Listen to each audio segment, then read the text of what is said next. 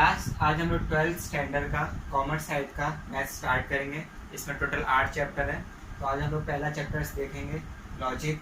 Logic क्या होता है, नाम से समझ में आता है, कुछ लॉजिक रीजनिंग जैसा कुछ तो रहेगा। हम लोग इसका यूज़ क्या है, कभी भी हम लोग कॉम्पिटिटिव एग्जाम देने जाते हैं या कोई भी बैंक या किसी का एग्जाम देते हैं तो उस टेस्ट में एक सेक्शन रहता है लॉजिकल रीजनिंग। तो उसमें हम लोग आंसर कैसे करते हैं, क्या सोचते हैं, उसके लिए थोड़ा हेल्पफुल रहेगा आपके लिए चैप्टर। तो स्टार्ट करते हैं। लॉजिक में है क्या, ज़्यादा टाइम वेस्ट ना करते हुए। तो ये जो लॉजिक है पूरा चैप्टर आपका दो वेरिएबल के अराउंड ही पूरा घूमते रहेगा। पहला आपका स्टेटमेंट, जो स्टेटमेंट है उनके बारे में ही सब कुछ इसमें देखना है इस लॉजिक चैप्टर में। दूसरा जो भी स्टेटमेंट है उनका ट्रूथ वैल्यू। तो आज हम लोग पहले लेक्चर में यही सीखेंगे कि स्टेटमेंट क्या होता है, यानी लॉजिक में हम लोग स्टेटमेंट किसको कंसीडर करते हैं और उनका ट्रूथ वैल्यू कैसे निकालते हो, ये ट्रूथ वैल्यू होता क्या है, इस पे हमारा फोकस रहेगा पहला फर्स्ट हाफ में, फिर आगे का देखेंगे। तो पहले समझते हैं स्टेटमेंट क्या होता है। तो सेंटेंस आपने देखे, ठीक है। तो कोई भी अफर्मेटिव सेंटेंस जिसका आंसर आप ट्रू या फॉल्स में दे पाओ उसको आप स्टेटमेंट बोलते हो लॉजिक में, ठीक है। क्या, कोई भी अफर्मेटिव सेंटेंस जिसका आंसर आप यस या नो में दे पाओ उसको स्टेटमेंट बोलेंगे। सिंपल है। अगर आप आंसर दोनों भी दे पाते हो कि ट्रू भी है और फॉल्स भी है तो वो स्टेटमेंट नहीं होगा, या तो ट्रू या तो फॉल्स। यानी कोई भी सेंटेंस जिसका आंसर आप ट्रू या फॉल्स में दे पाते हो उसको हम लोग स्टेटमेंट बोलते हैं, यानी अफर्मेटिव सेंटेंस को। अभी कौन कौन से सेंटेंस स्टेटमेंट नहीं होते, अभी अगर कोई पूछता है हाउ आर यू, ये देखो क्या आ रहा है, क्वेश्चन मार्क आ रहा है, तो कोई भी इंटेरोगेटिव सेंटेंस आपका स्टेटमेंट नहीं होता। जब भी क्वेश्चन मार्क आ गया तो क्वेश्चन क्या रहेगा, स्टेटमेंट नहीं रहेगा। यानी जो इंटेरोगेटिव सेंटेंस होते हैं वो स्टेटमेंट नहीं होते, यानी जहाँ क्वेश्चन मार्क मिल गया आपको सीधा लिख देना है कि वो स्टेटमेंट नहीं है। दूसरा, अगर कोई एक्सक्लेमेटरी सेंटेंस आता है, may God bless you, last में ये सिंबल आ गया एक्सक्लेमेटरी का, तो ये भी क्या रहेगा, आपका स्टेटमेंट नहीं होगा। इंटेरोगेटिव सेंटेंस आपके स्टेटमेंट नहीं होते, एक्सक्लेमेटरी सेंटेंस आपके स्टेटमेंट नहीं होते। तीसरा, जो इंपेरेटिव सेंटेंस होते हैं, गिव मी वाटर, यानी जो वर्ब से स्टार्ट होते हैं, हेल्पिंग वर्ब से स्टार्ट होते हैं, वो भी आपके स्टेटमेंट नहीं होते। तो स्टेटमेंट क्या होते हैं, जो अफर्मेटिव सेंटेंस है जिसका आंसर यस या नो में कर पाते हो वही आपके स्टेटमेंट रहेंगे, अदरवाइज स्टेटमेंट नहीं रहेंगे। अगर कोई इंटरोगेटिव सेंटेंस है, क्वेश्चन मार्क एंड में आ रहा है तो वो स्टेटमेंट नहीं होगा, एक्सक्लेमेटरी आ रहा है वो भी नहीं रहेगा। अगर कोई हेल्पिंग वर्ब से स्टार्ट हो रहा है, गिव मी वाटर, जो भी है वो भी स्टेटमेंट नहीं होगा, ठीक है। स्टेटमेंट तो देखा हम लोग ने क्या होता है। अभी उसका ट्रूथ वैल्यू देखते हैं, ठीक है। ट्रूथ वैल्यू यानी कि जैसे मैंने बोला Ram is a good boy, तो ये स्टेटमेंट है सिंपल। ये ना तो क्वेश्चन मार्क आ रहा है, ना एक्सक्लेमेटरी आ रहा है, ना वर्ब से स्टार्ट हुआ है, तो ये सेंटेंस स्टेटमेंट है, तो it is a statement. But ये राम कौन है, राम अच्छा लड़का है क्या? अगर राम अच्छा लड़का है तो आप क्या बोलोगे, हाँ अच्छा लड़का है, तो उसका आंसर क्या रहेगा, यस। यस मतलब ट्रू, यानी राइट है ये। तो इसका ट्रूथ वैल्यू कैसे लिखेंगे, अगर ट्रू है तो उसका ट्रूथ वैल्यू हम लोग कैपिटल टी से लिखते हैं। अगर यही बोलता Ram is a good boy, अगर लेकिन राम अच्छा नहीं है तो आप क्या लिखोगे, फॉल्स, ये तो रॉन्ग है, तो उसका फॉल्स। फॉल्स का ट्रूथ वैल्यू क्या होता है, एफ।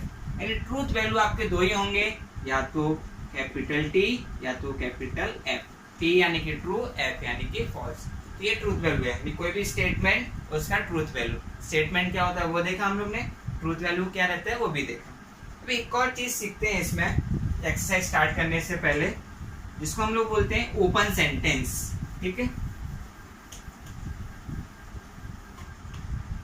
अभी अगर मैं बोलूं he is a good boy, अभी ये ही कौन है, ही आपको पता है, ही हो सकता है मैं किसको पॉइंट आउट करके बोल रहा हूँ, अगर इसको पॉइंट आउट किया ही, तो ये प्रॉपर अच्छा बंदा है, he is a good boy, तो राइट है, ट्रू। अगर मैं इसको पॉइंट आउट करूँ किसी और को, अगर वो बैड बॉय हुआ तो यहाँ पे ये ही का पता नहीं किसको पॉइंट आउट कर रहा है, यानी इसका आंसर ट्रू भी हो सकता है, इसका आंसर फॉल्स भी हो सकता है, ये वेरी करेगा कि ही है कौन, ठीक है। तो इसका आंसर हमारे ट्रू या फॉल्स दोनों भी है, तो अगर दोनों भी हो सकते हैं तो ये ऐसे सेंटेंस को भी हम लोग स्टेटमेंट नहीं बोलते हैं, ठीक है। ये भी हमारे स्टेटमेंट नहीं रहेंगे, इनको हम लोग क्या बोलते हैं, ओपन सेंटेंस। क्या बोलते हैं, ओपन सेंटेंस। यानी जिसका आंसर ट्रू या फॉल्स कुछ भी हो सकता है। ठीक है, तो ये हमारा हुआ बेसिक, जिसमें हम लोग ने देखा स्टेटमेंट क्या होते हैं और उनका ट्रूथ वैल्यू क्या होता है। तो स्टेटमेंट के लिए क्या कंडीशन है, अफर्मेटिव सेंटेंस होना चाहिए जिसका आंसर आप ट्रू या फॉल्स में दे पाओ। ठीक है, दूसरा इंटेरोगेटिव है, इंपरेटिव है या एक्सक्लेमेटरी है, ये आपके स्टेटमेंट नहीं होते। लास्ट पॉइंट क्या देखा, जो ओपन सेंटेंस है जिसका आंसर ट्रू या फॉल्स दोनों भी हो सकता है, वो भी स्टेटमेंट नहीं होते। ठीक है, अभी एक्सरसाइज सीधे स्टार्ट करते हैं 1.1। अभी हम लोग एक्सरसाइज स्टार्ट करते हैं 1.1। टेक्स्ट बुक आप साथ में रखना, ओपन करके रखना, एक नोटबुक ले लेना, साथ में नोट भी करते जाना। अगर किसी का टेक्स्ट बुक नहीं है तो मैं लिंक प्रोवाइड कर दूंगा पीडीएफ का, वहां से डाउनलोड कर लेना। मैं भी फिलहाल पीडीएफ से ही पढ़ा रहा हूँ, मेरे पास तो नहीं। तो 1.1 क्वेश्चन नंबर फर्स्ट पढ़ो, देखो क्या दिया हुआ है, state which of the following sentence are statement. जो आप कुछ स्टेटमेंट सेंटेंस दिए हुए हैं, आपको बताना है वो स्टेटमेंट है या नहीं है। फिर क्या बोला है, जस्टिफाई और आंसर, उसका आंसर को जस्टिफाई करना है if it is a statement, अगर वो स्टेटमेंट है तो, and write down their truth value, और उनका क्या लिखना है आपको, ट्रूथ वैल्यू। तो क्या करना है आपको, सिर्फ बताना है स्टेटमेंट है या नहीं। अगर स्टेटमेंट है तो जस्टिफाई कर दो अपने आंसर को और ट्रूथ वैल्यू बता दो। पहला क्वेश्चन क्या दिया है, a triangle has an side. तो यहाँ पे देखो ये स्टेटमेंट है या नहीं है, पहले वो देखते हैं। तो कैसे लिखना है, फॉर्मेट देख लेते हैं, फिर सीधा हम लोग आंसर देखेंगे। A triangle has an side, ये आपका पहले देखो क्वेश्चन मार्क आ रहा है क्या, नहीं आ रहा। एक्सक्लेमेटरी आ रहा है क्या, नहीं आ रहा। हेल्पिंग वर्ब से स्टार्ट हो रहा है, नहीं हो रहा। तो ये आपका स्टेटमेंट तो है, प्रॉपर है। तो क्या लिखोगे, इट इज अ स्टेटमेंट, ये आपका स्टेटमेंट है। अभी देखो ट्रायंगल के पास कितने साइड होते हैं, ट्रायंगल आपने देखा ही है, ट्रायंगल के पास कितने साइड होते हैं, 1 2 3। यहाँ पे बोला गया है एन, एन साइड होते हैं क्या, एन मतलब कुछ भी हो सकता है। एन का वैल्यू 1 होगा तो 1 हो जाएगा, 2 3 4 5 कुछ भी हो सकता है। तो ये क्या है, स्टेटमेंट है, बट एन साइड नहीं होते, फिक्स 3 साइड होते हैं, 1 2 3। तो हम लोग क्या लिखेंगे, it is a statement but an side नहीं है, विच इज फॉल्स। देयरफॉर इसका ट्रूथ वैल्यू क्या हो जाएगा, फॉल्स का ट्रूथ वैल्यू यानी कैपिटल एफ। सिंपल है, आपको बताना पहले स्टेटमेंट है या नहीं। स्टेटमेंट है तो वो ट्रू है या फॉल्स है वो देख लिया हम लोग ने। अगर फॉल्स है तो ट्रूथ वैल्यू क्या हो गया, एफ। अगर ये ट्रू होता तो ट्रूथ वैल्यू क्या होता, टी। अभी सेकंड वाला देखो, सेकंड वाला क्या दिया गया, क्वेश्चन पढ़ते हैं, टेक्स्ट बुक में देखना। The sum of interior angle of a triangle is 180 degree. Question है, लिखता हूँ सीधा, मैं आंसर देखेंगे।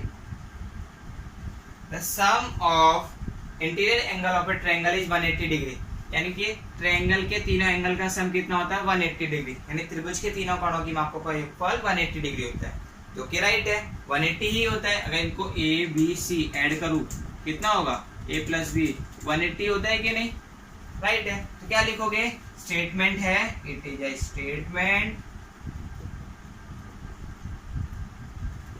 which is true, therefore the truth value is capital T। True है इसलिए कैपिटल T। अभी नेक्स्ट क्वेश्चन देखो, you are amazing। तो देखो क्या आ रहा है यहाँ पे, सेंटेंस के एंड में एक्सक्लेमेटरी साइन आ रहा है कि नहीं आ रहा है, you are amazing। तो ये क्या रहेगा, स्टेटमेंट रहेगा क्या। थर्ड का आंसर हम लोग यही देख लें, तो क्वेश्चन भी लिख लेते हैं एक बार।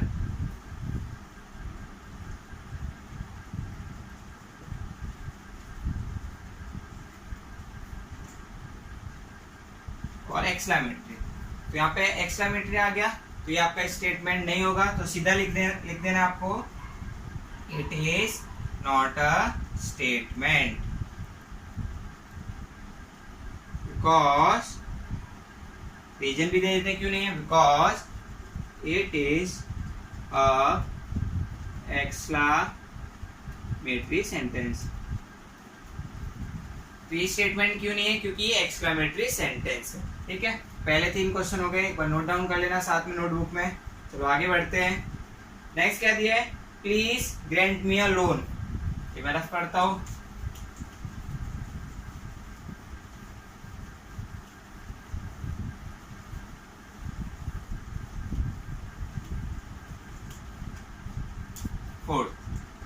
Please grant me a loan, किससे स्टार्ट हो रहा है, प्लीज से स्टार्ट हो रहा है, please give me a water या ऐसा कुछ आता है तो हम लोग ने पहले बोला था वो सेंटेंस क्या रहेंगे, स्टेटमेंट नहीं रहेंगे। तो इसका आंसर क्या लिखोगे, it is not a statement.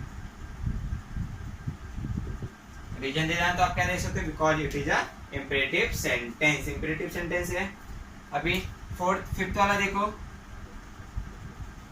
Under root -4 is an irrational number, ये क्वेश्चन दिया है,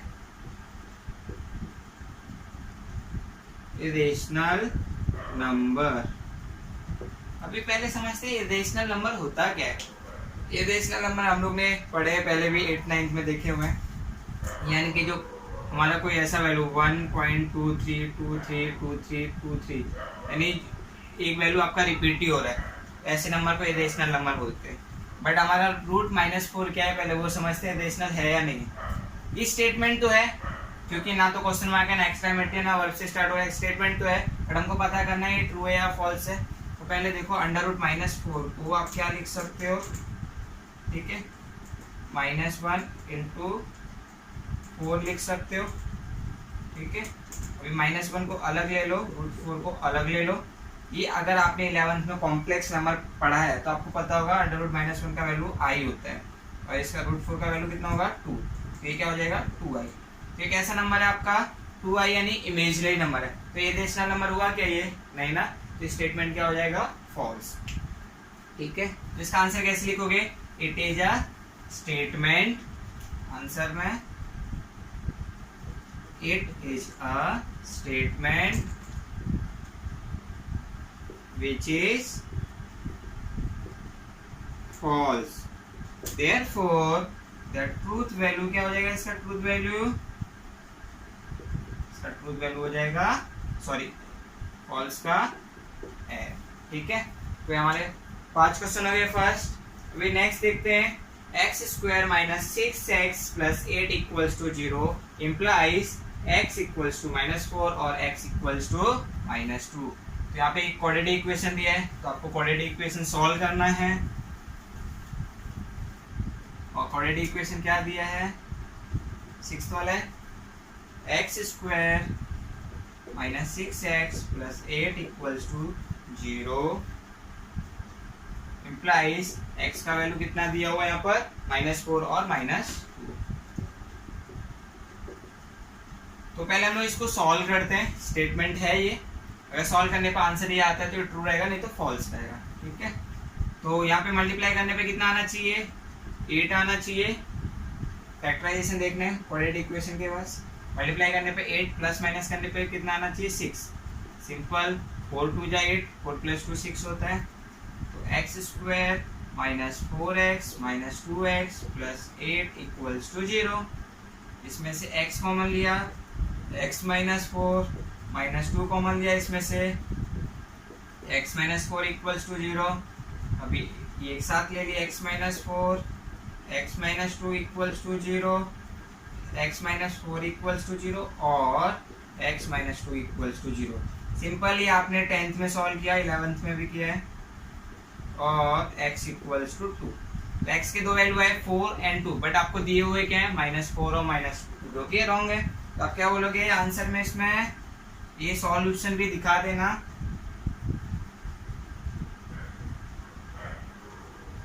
it is a statement which is false, therefore the truth value क्या हो जाएगा, truth value is false, ठीक है।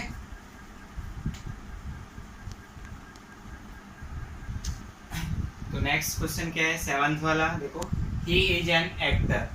अभी देखो ही कौन है आपको पता है, कुछ भी हो सकता है, ही आप हो सकते हो, कोई और हो सकता है। अगर आप एक्टर हो तो ये ट्रू होगा, अगर आप एक्टर नहीं हो तो फॉल्स हो जाएगा। तो ये क्या हो गया, ओपन सेंटेंस हो गया, तो ये स्टेटमेंट होगा क्या, नहीं होगा। तो इसका आंसर आप कैसे लिखोगे, it is not a statement, ठीक है। अगर रीजन भी देना तो आप रीजन भी दे सकते हो, because it is open sentence, statement क्यों नहीं है? क्योंकि ये ओपन सेंटेंस है, इसका आंसर ट्रू भी हो सकता है, फॉल्स भी हो सकता है। अब ही पे डिपेंड करता है हम किसके बारे में बात कर रहे हैं, ठीक है। अभी ये पूरा ना लिखते हुए मैं शॉर्ट में आंसर बताऊंगा, आप अपनी नोटबुक में पूरा नोट करते जाना, ठीक है। अभी नेक्स्ट 8th वाला क्वेश्चन देखो। तो हम लोग क्या करेंगे, अभी यहाँ मैं क्वेश्चन नंबर लिखूंगा, ठीक है। यहाँ पर मैं स्टेटमेंट है या नहीं है वो देख लेंगे, फिर उनका ट्रूथ वैल्यू। अगर स्टेटमेंट है तो ट्रूथ वैल्यू बताना है, अदरवाइज नहीं बताना है। तो हमारा 7 तक हुआ था, 8th वाला देखते हैं। क्वेश्चन क्या दिया हुआ है, did you eat lunch yet? किस पे एंड हो रहा है? क्वेश्चन मार्क पे एंड हो रहा है और हेल्पिंग वर्ब से स्टार्ट हो रहा है। तो ये इंटरोगेटिव सेंटेंस हो गया, तो स्टेटमेंट होगा क्या? नहीं होगा, स्टेटमेंट नहीं है। तो आपको क्या लिखना है, it is not a statement, सीधा, because it is an interrogative sentence. अभी इसका ट्रूथ वैल्यू बताना ही नहीं आपको। नेक्स्ट क्वेश्चन देखो, have a cup of cappuccino, verb से स्टार्ट हो रहा है, तो भी रहेगा क्या? स्टेटमेंट नहीं होगा, it is not a statement because interrogative sentence है, हेल्पिंग वर्ब से स्टार्ट हो रहा है। भी नेक्स्ट देखो 10th वाला, फॉर्मूला दिया हुआ है आपका, क्या फॉर्मूला दिया है? x plus y the whole square equals to x plus y the whole square equals to x square plus 2xy plus y square. और बोला गया x और y का वैल्यू रियल बिलोंग्स करता है, बिलोंग्स टू रियल नंबर्स। तो ये formula right है या रॉन्ग है? राइट है। तो आप क्या लिखोगे, इट इज एन स्टेटमेंट, और विच इज ट्रू है या फॉल्स है? ट्रू। ऑब्वियसली आंसर ट्रू आ रहा है तो इसका ट्रूथ वैल्यू क्या हो जाएगा? ट्रू। इनका आपको लिखना ही नहीं था, आप प्रॉपर लिखना, लेकिन ऐसे टिक मार्क नहीं करना, आपको नोटबुक में प्रॉपर लिखना है। अभी 11th वाला देखो, 11th वाला क्या दिया है, every real number is a complex number. थोड़ा पहले समझते हैं रियल नंबर और कॉम्प्लेक्स नंबर क्या स्टेटमेंट हो सकते हैं या नहीं। जितने भी नंबर हम लोग ने 10th तक पढ़े थे ना, वो सारे के सारे नंबर रियल नंबर में आते हैं, ठीक है, रियल नंबर। इसमें सारे नेचुरल नंबर हो गए, इसमें सारे होल नंबर हो गए, इसमें सारे इंटीजर नंबर हो गए, रेशनल नंबर हो गए, रेशनल नंबर, सारे के सारे रियल नंबर में आते हैं जो हम लोग ने 10th तक पढ़े। उसके बाद हम लोग ने 11th में पढ़ा कि रियल नंबर के साथ में एक और नंबर होता है, इनको बोलते हैं हम लोग इमेजिनरी नंबर। इनको हम लोग क्या बोलते हैं? Imaginary number. और इन दोनों को अगर मैं कंबाइन कर दूं तो वो क्या बन जाते हैं आपके? Complex number. क्या बन जाते हैं? कॉम्प्लेक्स नंबर, जिसको हम लोग जेड से डिनोट करते थे। इस पे पूरा एक चैप्टर था। तो जो ये रियल नंबर है, ये रियल नंबर कॉम्प्लेक्स नंबर हो सकते हैं क्या? हाँ, हो सकते हैं, क्योंकि रियल नंबर कॉम्प्लेक्स नंबर का ही पार्ट है। तो स्टेटमेंट क्या है? Every real number is a complex number. तो स्टेटमेंट क्या रहेगा? ट्रू रहेगा, it is a statement which is true. शायद आपकी बुक में आंसर रॉन्ग दिया हुआ है, एक बार देख लेना आप। तो इसका आंसर क्या रहेगा? 11th वाला क्वेश्चन था ये। तो आंसर में लिख देना, it is a statement which is true, hence the truth value क्या हो जाएगा?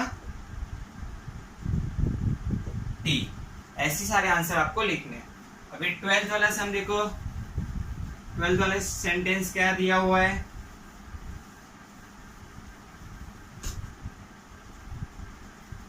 ट्वेल्थ वाला दिया हुआ है, 1 is a prime number. 1 prime number है क्या? सबसे छोटा प्राइम नंबर कौन सा है, बता सकते हो? तो जो भी प्राइम नंबर होते हैं वो होते क्या है? प्राइम नंबर यानी वो खुद से डिवाइड होते हैं और 1 से डिवाइड होते हैं, और किसी से डिवाइड नहीं होते, और उनके 2 फैक्टर होने चाहिए प्राइम नंबर के। तो सबसे छोटा इवन प्राइम नंबर हमारा 2 है। 2 खुद से डिवाइड होता है, 1 से डिवाइड होता है, और किसी से नहीं होता। फिर उसके बाद 3 है, उसके बाद 5 है, 7 है, 9 है क्या? 9 नहीं है, क्यों? क्योंकि 9 3 से डिवाइड हो जाता है। तो हमारा जो 12th वाला स्टेटमेंट है, क्या बोला गया है कि 1 is a prime number. 1 prime number है क्या? नहीं है। तो इट इज ए स्टेटमेंट है, बट उसका ट्रूथ वैल्यू क्या रहेगा? फॉल्स। ठीक है। नेक्स्ट 13th वाला देखो, with the sunset the day ends. यानी क्या बोला गया है? सनसेट के साथ में डे एंड हो जाता है, जो कि राइट है। तो स्टेटमेंट है और वो उसका ट्रूथ वैल्यू क्या है? ट्रू है। नेक्स्ट देखो 14th में क्या दिया है, 1 फैक्टोरियल इक्वल्स टू 0। क्या बोला? 1 फैक्टोरियल इक्वल्स टू 0। भाई ठीक है, रॉन्ग है। 1 फैक्टोरियल कितना होता है? 1 होता है। ये हम लोग ने 11th में देखा था फैक्टोरियल चैप्टर में। 1 फैक्टोरियल इक्वल्स टू 0 नहीं होता। तो स्टेटमेंट तो है बट वो क्या है आपका? फॉल्स है। अभी 15th वाला देखो। 15th वाला क्या दिया हुआ है आपको? 3 + 5 इज ग्रेटर देन 11, यानी कि 3 + 5 इज ग्रेटर देन 11। 3 + 5 कितना होगा? 8। 8 इज ग्रेटर देन 11। राइट है रॉन्ग है? रॉन्ग है। तो स्टेटमेंट तो है, it is a statement which is false. Next देखो 16th वाले सब में क्या दिया गया है? The number pi is an irrational number. हम लोगों ने देखा था पहले इरेशनल नंबर क्या होते हैं। तो बोला गया जो पाई है आपका इरेशनल नंबर है। पाई का अगर वैल्यू देखें तो कितना होता है? 3.1412। कुछ एक वैल्यू रिपीट ही होते रहता है। तो ये क्या है? 1414। एक टाइम के बाद फिर से 1414 ऐसा रिपीट होते रहेगा। तो ये आपका इरेशनल नंबर है। ठीक है, ये क्या होगा? It is a statement which is true. ये इरेशनल नंबर है। ये हुए हमारे 16 तक। वीडियो रख कर लेते हैं।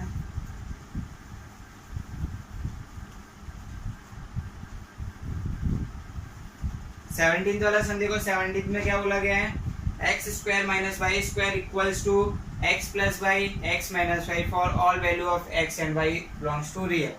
जो कि राइट बोला गया, यानी फॉर्मूला ही आपका 17th में, यानी कि x² - y² का फॉर्मूला दिया है x + y x - y। जो हम लोगों ने 8th और 9th में फॉर्मूला पढ़ता है वही दिया है।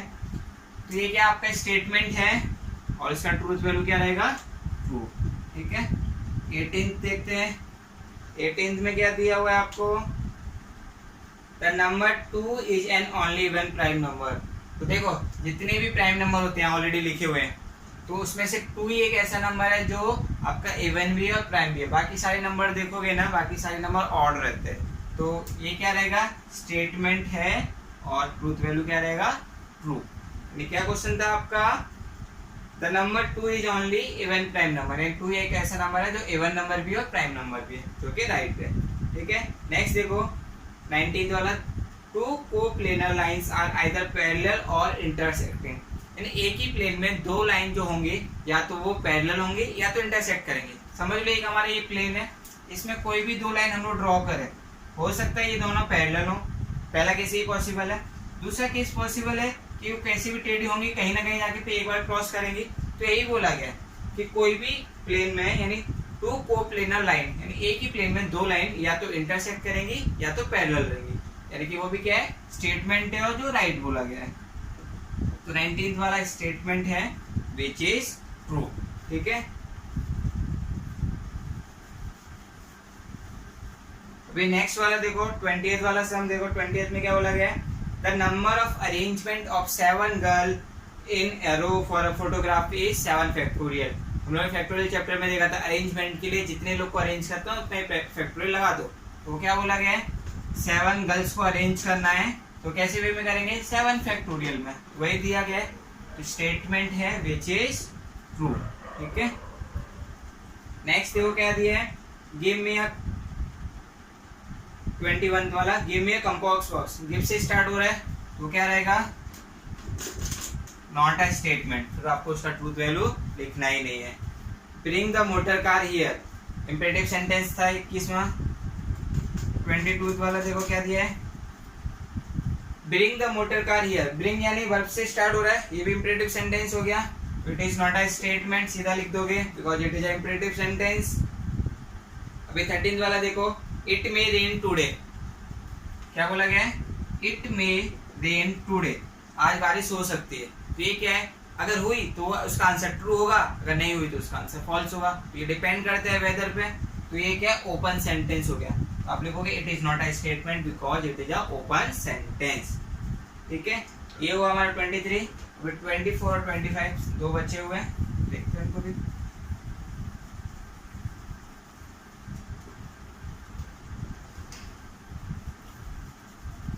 ट्वेंटी फोर्थ में देखो क्या बोला गया है? a + b is less than 7.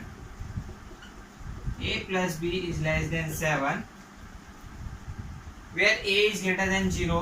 a का वैल्यू 0 से ग्रेटर है एंड b का वैल्यू भी 0 से ग्रेटर है। इसका मतलब a और b का वैल्यू जीरो से बड़ा रहेगा, 1 2 आगे के नंबर जो भी रहेंगे। और दूसरा देन, यानी यहाँ पे देखो इफ देन लगाया हुआ है, यानी ये ऐसा है देन क्या बोला गया है, ए का value less than 7 and b का वैल्यू लेस देन 7, यानी ए और बी का वैल्यू क्या होना चाहिए, 7 से छोटा होना चाहिए अगर ए और बी का वैल्यू 0 से बड़ा है तो यहाँ पे देखो अगर मैं ए का वैल्यू यहाँ पे अगर कुछ रखता हूँ 0 से बड़ा, यानी 2 रखता हूँ, 2 + b इज लेस देन 7। अब यहाँ से b का वैल्यू निकालना है, 7 - 2, यानी b का वैल्यू कितना आएगा, 5 आएगा, जो कि 7 से लेस है।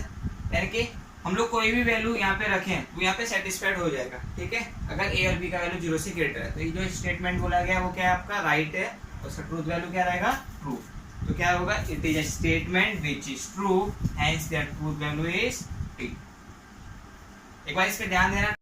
25th वाला, can you speak in English, interrogative sentence है, तो सीधा बोल दोगे it is not a statement because it is a interrogative sentence. ये हमारा पहला एक्सरसाइज पूरा कंप्लीट हो गया, जिसमें हम लोग ने सीखा ये स्टेटमेंट है या नहीं, अगर स्टेटमेंट है तो उनके ट्रूथ वैल्यू क्या रहेंगे। नेक्स्ट टॉपिक स्टार्ट करते हैं, इसका नाम क्या है, लॉजिकल कनेक्टिव्स। लॉजिकल कनेक्टिव्स क्या है वो देखेंगे, इसको लॉजिकल ऑपरेटर भी बोलते हैं। तो लॉजिकल कनेक्टिव्स क्या होते हैं, स्टेटमेंट अभी हम लोग ने पढ़ा, स्टेटमेंट के साथ हम लोग कंपाउंड सेंटेंस भी देखे हैं। इंग्लिश ग्रामर अगर आपने पढ़ा रहेगा उसमें अपने कंपाउंड स्टेटमेंट देखा रहेगा, कंपाउंड सेंटेंस। तो कंपाउंड सेंटेंस क्या होते हैं, कोई भी दो स्टेटमेंट को ज्वाइन कर दो, बीच में एक ऑपरेटर लगा के, वो ऑपरेटर क्या हो सकते हैं, उसको हम लोग बोलेंगे लॉजिकल कनेक्टिव्स। यानी कोई भी दो स्टेटमेंट को ऐड करने के लिए हम जो भी ऑपरेटर या कनेक्टिव्स यूज करेंगे उसको हम लोग यहाँ क्या बोलेंगे, लॉजिकल कनेक्टिव्स। तो टोटल हमको इस चैप्टर में 5 कनेक्टिव्स पढ़ने हैं, 5 लॉजिकल ऑपरेटर पढ़ने हैं। तो उनकी स्टार्टिंग से नाम देख लेते हैं। पहला नेगेशन, इसका सिंबल क्या है, ये, ठीक है। यहाँ पे हम लोग क्या देखेंगे, कौन कौन से हैं और उनका सिंबल क्या है, सिंपल। दूसरा, कोई भी स्टेटमेंट को ऐड करने के लिए दो एंड का यूज करेंगे, इसका सिंबल ये है। थर्ड, और का सिंबल ये है, एंड का just opposite. Fourth, if then, if ऐसा हुआ देन वैसा होगा, इसका सिंबल क्या है, ये। Fifth, if and only if, ठीक है, दोनों साइड एरो। तो ये इनके सिंबल है, इसको हम लोग और क्या बोलते हैं, बाई डायरेक्शनल भी बोलते हैं, ठीक है। तो अभी हम लोग ने देखे नेगेशन हो गया, एंड हो गया, और हो गया, इसको हम लोग कंजक्शन भी बोलते हैं, इसको डिजंक्शन भी बोलते हैं, इसको एप्लीकेशन भी बोलते हैं, if then, if and only if को डबल एप्लीकेशन भी बोलते हैं, ठीक है। और इसको हम लोग कंडीशनल भी बोल सकते हैं। अभी इन्हीं की हम लोग को ट्रूथ टेबल देखना है, ठीक है। तो हमारा सेकंड एक्सरसाइज में देखोगे ना, एंड और के बारे में पूरा है। तो अभी फिलहाल हम लोग पहले इन 3 के ट्रूथ टेबल देखते हैं।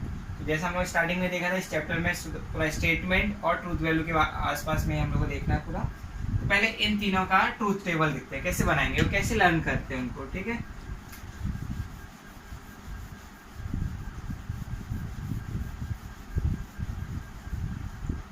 तो पहला नेगेशन से स्टार्ट करते हैं। नेगेशन का सिंबल ये है। नेगेशन यानी कि किसी भी सेंटेंस को नेगेटिव बना देना, ठीक है।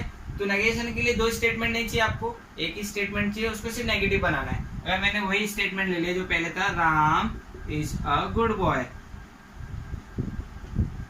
इसका नेगेशन करना है, तो अब क्या हो जाएगा, Ram is not a good boy, ठीक है। तो इसका ट्रूथ वैल्यू कैसे लिखेंगे वो देखते हैं। एक ही स्टेटमेंट है, तो इसके लिए P स्टेटमेंट को हम लोग P से कंसीडर कर लेते हैं। तो उसका नेगेशन क्या हो गया, नेगेशन आगे मैंने लगा दिया, ठीक है। अभी कोई भी स्टेटमेंट जो आपको दिया रहेगा उसके 2 ही पॉसिबल केस है, या तो जो स्टेटमेंट ट्रू होगा या तो स्टेटमेंट आपका फॉल्स रहेगा, यानी कि या तो ट्रू रहेगा या तो ये फॉल्स रहेगा, ठीक है। अभी इसका नेगेशन देखना है। नेगेशन में ट्रू का उल्टा क्या हो जाएगा, फॉल्स, फॉल्स का उल्टा ट्रू, सिंपल है। नेगेशन में ट्रू जो दिया रहेगा उसका फॉल्स, फॉल्स का ट्रू।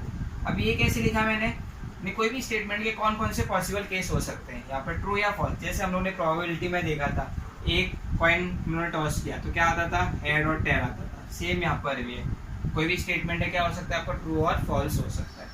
वैसे अगर हम लोग दूसरा एंड का देखें, ठीक है, एंड को हम लोग किससे डिनोट करेंगे, इससे डिनोट करेंगे। और एंड कभी भी 2 स्टेटमेंट के बीच में आएगा, एक स्टेटमेंट में नहीं होगा, तो दो स्टेटमेंट कम से कम उसके लिए आपके पास होने चाहिए। तो एक ये हो गया, Ram is a good boy and Sita is a good girl. बीच में मैंने क्या लगा दिया, एंड लगा दिया, तो ये मेरा P हो गया, ये मेरा Q हो गया। देखो कैसे लिखोगे यहाँ पर, P ट्रूथ टेबल बना रहे हैं हम लोग, P Q P and Q, ठीक है।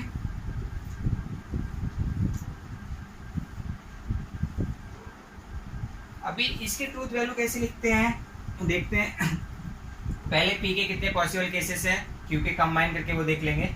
तो जैसे हम लोगों ने प्रोबेबिलिटी में हेड और टेल का देखा था, वैसे दो कॉइन अगर मैंने टॉस किए तो क्या आता था हमारा, head head, head tail, tail head, tail tail, ऐसे पॉसिबल केस आते थे। वो आपको याद भी नहीं रखना, अगर याद नहीं है तो यहाँ पे मैं सीधा बात बताता हूँ कैसे करेंगे। P के लिए पहले दो ट्रू लिए, फिर दो फॉल्स ले लिए, ठीक है, ये पूरा कंप्लीट हो गया, इतने पॉसिबल। Q के लिए क्या करोगे, अल्टरनेटिव, एक ट्रू एक फॉल्स, एक ट्रू एक फॉल्स। तो इन दोनों को कंबाइन करके जितने केस है इतने 4 ही रहने वाले हैं, वो हमने ले लिया, true true, true false, false true, false false. इसके अलावा और कोई केस नहीं बनेगा, ठीक है। अभी एंड का आंसर कैसे लिखते हैं, एंड में क्या होता है, दोनों भी ट्रू है तो आंसर आता है T, यानी true, true true true and में, बाकी सब फॉल्स, बाकी देखने भी नहीं, बाकी सब आपके क्या होते हैं, फॉल्स। तो एंड के लिए आपको सिर्फ ये वाला लाइन याद रखना है, एंड में होता है ट्रू ट्रू ट्रू, बाकी सब फॉल्स, तो एंड हमारा कंप्लीट हो जाएगा यहाँ पर, ठीक है। एंड के साथ में अगर हम लोग यहाँ पर और का देखें, और जिसका अपोजिट होता है एंड का, सिंबल भी अपोजिट है। तो तीसरा और के बारे में देखेंगे, और का सिंबल ये है, दो स्टेटमेंट चाहिए और को भी,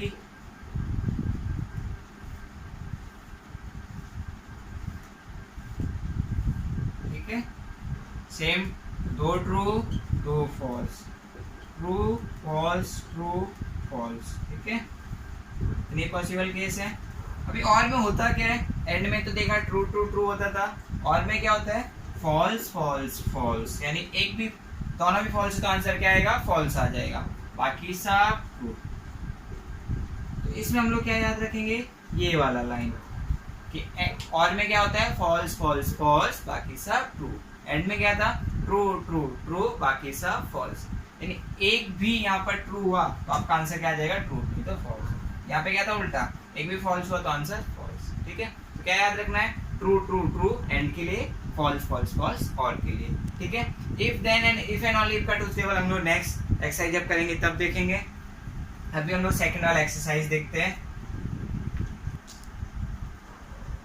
तो चलो सेकंड एक्सरसाइज स्टार्ट करते हैं। हम लोगों ने ट्रूथ टेबल देख लिया।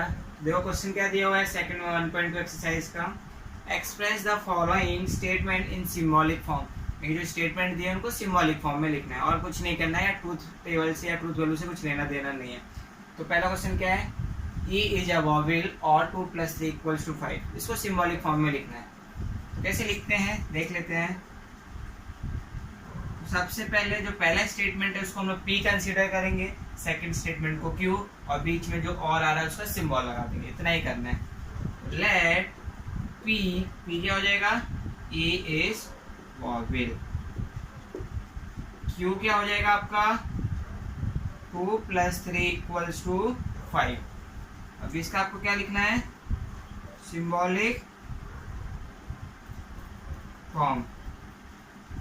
सिंबॉलिक फॉर्म क्या हो जाएगा, पहला स्टेटमेंट P और का सिंबल, फिर Q, खत्म। और कुछ नहीं करना आपको, सिर्फ इतना ही लिखना है, ठीक है, P और Q, क्योंकि यहाँ पे और आ रहा था। सेकंड वाला देखो क्या दिया हुआ है क्वेश्चन में, mango is a fruit but potato is a vegetable. अगर आपके क्वेश्चन में बट आता है या ऑल्दो आता है या दो आता है, वो सब एंड में कंसीडर किए जाते हैं, ठीक है। अगर और आता है या आइदर और आता है, वो और में कंसीडर होते हैं। तो इसमें बट आ रहा है मतलब क्या रहेगा, एंड रहेगा, ठीक है। तो हम लोग सेकंड देखते हैं, सेकंड में क्या कंसीडर करेंगे। क्वेश्चन नहीं लिखता, सीधा कंसीडर करता हूँ। P mango is a fruit, ठीक है। और दूसरा बोला गया आपको पोटैटो इज अ वेजिटेबल, ठीक है। और बीच में क्या बोला गया है, mango is a fruit but potato is a vegetable. तो इसका सिंबॉलिक फॉर्म क्या हो जाएगा, वर्ड आ रहा है मतलब एंड रहेगा, पी एंड क्यू। सिंपल, सिर्फ आपको सिंबल लगा देना और कुछ नहीं करना। अगर थर्ड वाला देखोगे, थर्ड में आप लेट पी एंड क्यू करना क्या रहेगा, तो सिंबॉलिक फॉर्म देखना उसका।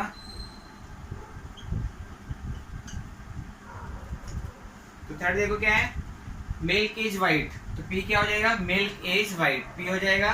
फिर बोला गया और ग्रास इज ग्रीन, तो second grass is green, Q हो जाएगा। फिर उसका सिंबॉलिक फॉर्म क्या हो जाएगा, पी और क्यू। क्यों, क्योंकि बीच में क्या आ रहा है, और आ रहा है। तो यहाँ पे क्या लिख लोगे आप, ये लिख लेना, मिल्क इज वाइट वाला, दूसरा ग्रास इज ग्रीन वाला। ठीक है, सिंपल है।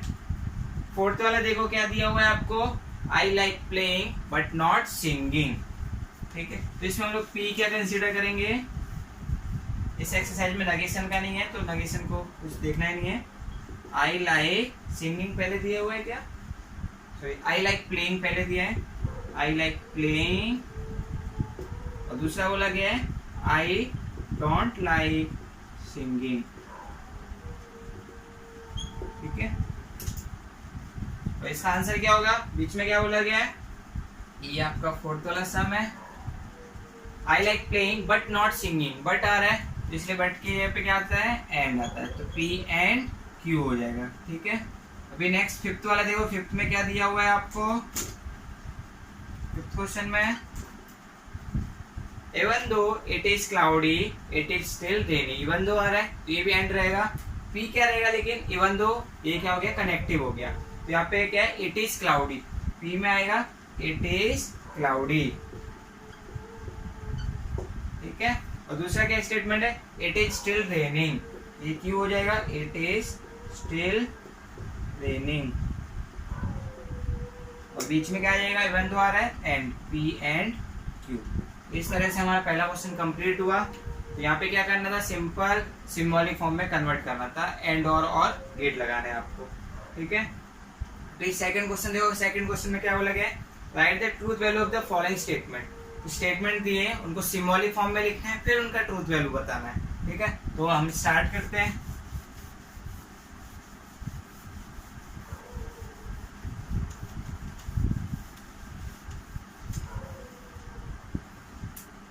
क्वेश्चन नंबर सेकंड का फर्स्ट क्या क्वेश्चन दिया हुआ है, earth is a planet and moon is a star. तो पहले इनका सेम सिंबॉलिक फॉर्म में कन्वर्ट करना है।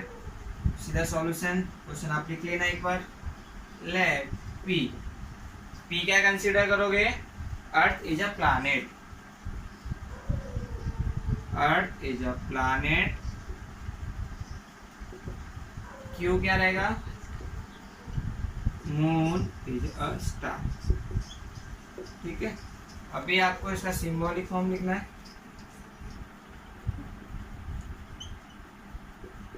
बीच में क्या दिया, एंड दिया और दिया है, एंड दिया हुआ है, तो ये P एंड Q हो जाएगा सिंबॉलिक फॉर्म। अब इसका ट्रूथ वैल्यू बताना है, तो ट्रूथ वैल्यू के लिए पहले आपको P और Q के ट्रूथ वैल्यू देखना है।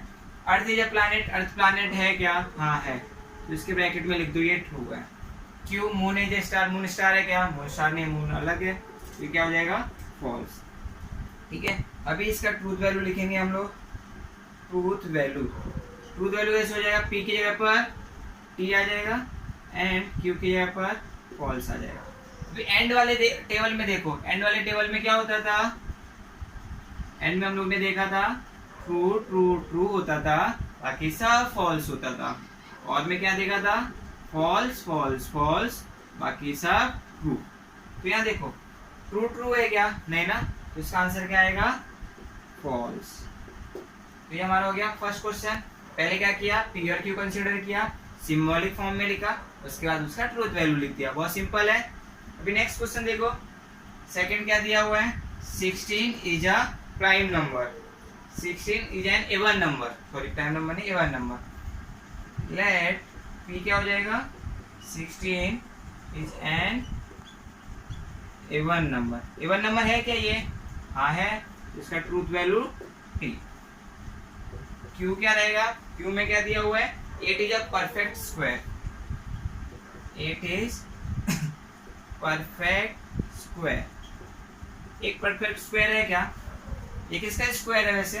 1 का 1, 2 का 4, 3 का 9, 4 का 16, किसी का तो नहीं है। तो ये परफेक्ट स्क्वायर है क्या? नहीं। तो ये क्या हो जाएगा? फॉल्स। और बीच में सिंबॉलिक फॉर्म में क्या बोला गया यहाँ पर? सिंबॉलिक फॉर्म एंड लगाया गया है, तो क्या आ जाएगा? P and Q। उसका ट्रूथ वैल्यू कैसे लिखोगे? P का T एंड Q का क्या हो जाएगा? फॉल्स। तो क्या होगा? एंड में ट्रू ट्रू ट्रू होता है, बाकी सब फॉल्स। तो इसका आंसर क्या आएगा? फॉल्स आएगा। इसका आंसर भी हो गया फॉल्स। ये हमारे 2 क्वेश्चन हुए। अभी 2 क्वेश्चन और हैं। थर्ड वाला देखो, a quadratic equation has 2 distinct root. ये रूट्स क्या होते हैं? जो क्वाड्रेटिक इक्वेशन को सॉल्व करते हैं उसका जो आंसर आता है उसको हम लोग क्या बोलते हैं? रूट्स बोलते हैं। ठीक है, तो जो क्वाड्रेटिक इक्वेशन होते हैं उनके 2 डिस्टिंक्ट रूट होते हैं क्या? हमेशा डिस्टिंक्ट नहीं होते, सेम रूट भी हो सकते हैं। डिस्टिंक्ट मतलब अलग अलग। तो आप P उसमें कंसीडर करना। लेट P क्या कंसीडर करोगे? A quadratic equation has 2 distinct root. ये आपका P हो जाएगा। Q क्या हो जाएगा आपका? 6 हैज 3 प्राइम नंबर। ठीक है, तो पहला वाला स्टेटमेंट क्या था आपका? Quadratic equation has 2 distinct root, यानी कि कोई भी क्वाड्रेटिक इक्वेशन को सॉल्व करें, जो हम लोग ने अभी देखा था, कोई भी क्वाड्रेटिक इक्वेशन ले लें या कुछ भी ले लें, तो उसको सॉल्व करने पे जो आंसर आता है हमेशा x का वैल्यू सेम हो सकता है या अलग अलग हो सकता है। तो ये सेम भी हो सकता है, अलग अलग भी हो सकता है। तो यहाँ पे बोला गया डिस्टिंक्ट रूट, हमेशा अलग रहेगा, ऐसा नहीं। तो ये स्टेटमेंट क्या हो जाएगा आपका? फॉल्स हो जाएगा। अभी सेकंड स्टेटमेंट क्या है? 6 हैज 3 प्राइम फैक्टर। तो पहले 6 के फैक्टर देखते हैं। 6 के फैक्टर्स कौन कौन से? 6 का 1 है, 1 के टेबल में आता है, 2 के टेबल में आता है, 3 के टेबल में आता है और 6 के टेबल में आता है। तो 6 हैज 3 प्राइम फैक्टर। तो प्राइम नंबर कौन कौन से इसमें? 2 और 3 है, बाकी है क्या? नहीं है। तो 2 ही हुए ना, तो ये भी फॉल्स हो जाएगा। तो ये भी फॉल्स हो जाएगा। सिंबॉलिक फॉर्म लिखोगे तो इसका सिंबॉलिक फॉर्म क्या हो जाएगा? P, बीच में क्या दिया है? और दिया है या एंड दिया है?